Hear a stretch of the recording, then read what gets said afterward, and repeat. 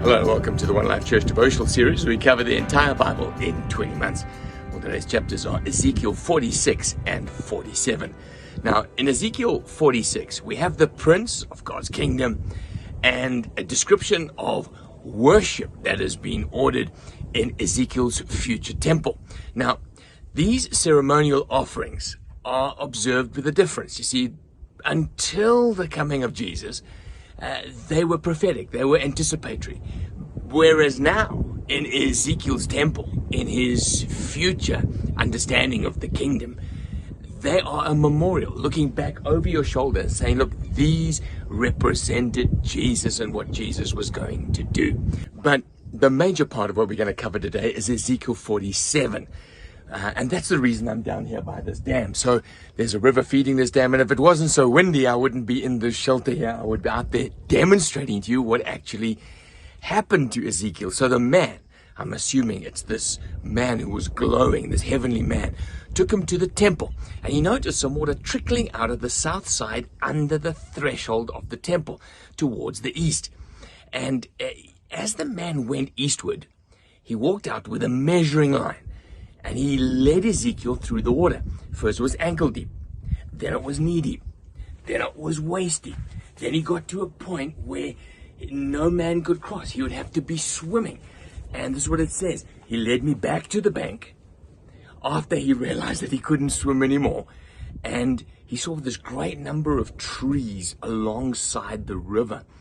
And then he noticed the river entered into the Dead Sea. And as it entered the Dead Sea, the water became fresh. Swarms of living creatures were there, large numbers of fish.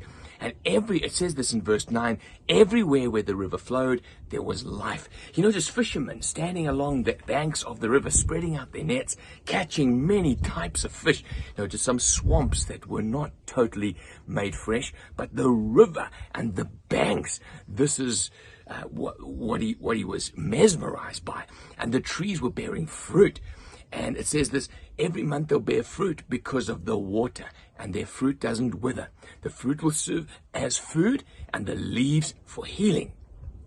And so once he had seen this great river and the banks of the river and the trees on it, then he saw the allotment of the land that was going to be given to the tribes of Israel. Now, if we have to try and understand what's going on here, Jerusalem was the only great city in the ancient world that wasn't located on a river. Now, in those days, dependable water supply was essential for life, and it was essential for defense. But now, during the kingdom age, Jerusalem shall have a river, such like no other nation has ever had. And so you've got to ask yourself the question, is it a literal river, or is this just a symbolic river?